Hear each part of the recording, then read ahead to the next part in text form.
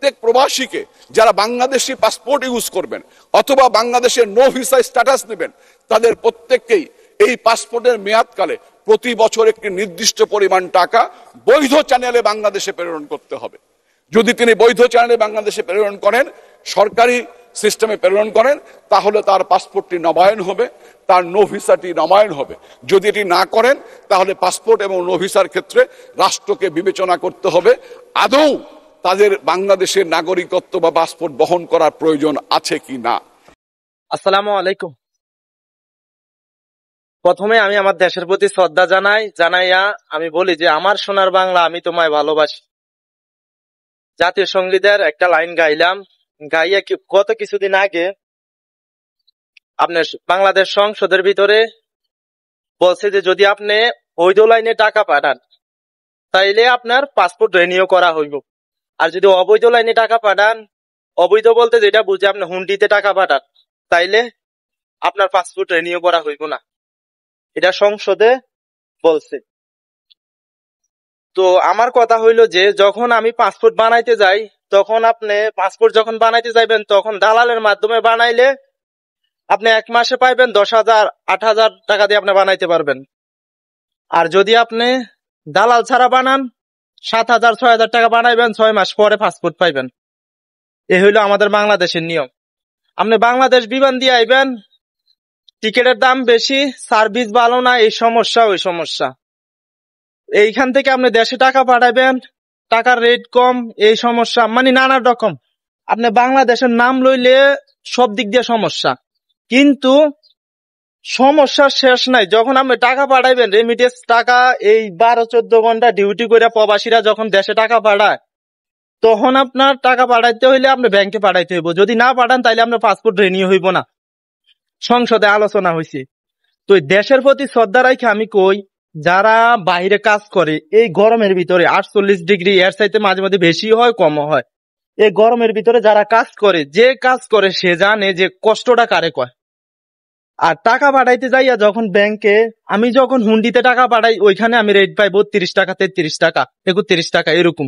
ব্যাংকে পাঠাইলে পাই 27 টাকা 28 টাকা। তাইলে আমার যেখানে ভালো আমি এখানে পাঠাম, যেখানে ভালো আমি এখানে পাঠামু না? তো প্রত্যেকটা রেমিটেন্স বা প্রত্যেকটা প্রবাসী যারা আছে সবাই তো এটাই খুঁজে।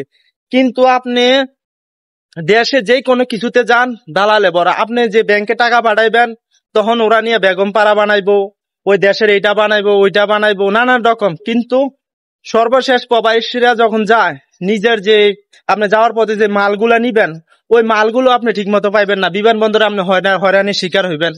যা কিছু নিবেন খুলে চেক করা হইব, কার্টুন নিতে পারবেন না, ইত্যাদি নানান রকম, মানে আপনার হয়রানির শেষ নাই। তো ওই দেশে যদি আপনি বৈধভাবে টাকা পাঠাইতে কন, না হইলে আপনার পাসপোর্ট রিনিউ করতে দিব না। বর্তমানে সোশ্যাল মিডিয়াতে বাংলাদেশ সংসদে এরকম একটা নিউজ দেখলাম। তো আমার কথা হইলো, প্রবাসীরা যে এত কিছু থেকে, এই যে এখন যদি আমি পাসপোর্টটা রিনিউ করি, এই দেশেতে বলেন বাংলাদেশে বলেন যেখানে যান, বাংলাদেশের নাম বললে দুর্নীতি, বাংলাদেশের নাম বললে দুর্নীতি। তো দুর্নীতি যদি হয়, আমরা কোনো কিছুতে সুবিধা পাই না, কিন্তু ওরা সুবিধাটা ওরা নিতেছে। ওরা বলতেছে যে পাসপোর্ট যদি আপনি বৈধভাবে রিনিউ করেন তার মাধ্যমে বৈধভাবে, আর যদি আপনি হুন্ডিতে টাকা পাঠান তাইলে আপনার পাসপোর্ট রিনিউ করা হইব না। তো সংসদে বৈশা বৈশা যারা এসব ধরনের কথাবার্তা কয়, আমি ধিক্কার জানাই। শুধু এই বিষয়ে আমি ধিক্কার জানাইলাম, লাখো প্রবাসীর পক্ষ হয়ে আমি ধিক্কার জানাইলাম। কারণ প্রবাসীরা যে কি কষ্ট করে, তাদের অন্যান্য সার্ভিসে কোনো কিছুতে তারা ভালো কিছু পায় না, আজ পর্যন্ত পাই হয় নাই, ঠিক আছে। কিন্তু তাদের সবকিছু, তাদের টাকা দিয়ে দেশ চলে। যদি 1 মাস যদি টাকা না পাঠায় প্রবাসীরা, আমার মনে হয় দেশ চলা খুব কষ্টদায়ক হয়ে যাব।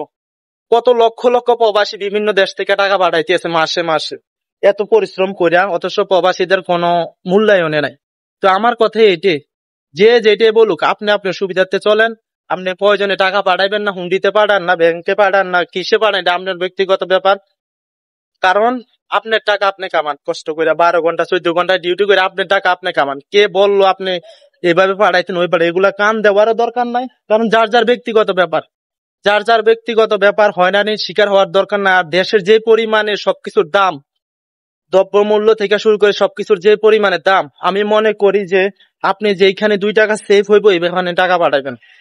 ঠিক আছে ভাই, এই হলো আমার কথা। বিদায়, সবাই ভালো থাকবেন, সুস্থ থাকবেন। আমার টাকা আমি পাঠামু, যেখানে খুশি সেখানে পাঠাম। আল্লাহ হাফেজ, আসসালামু আলাইকুম।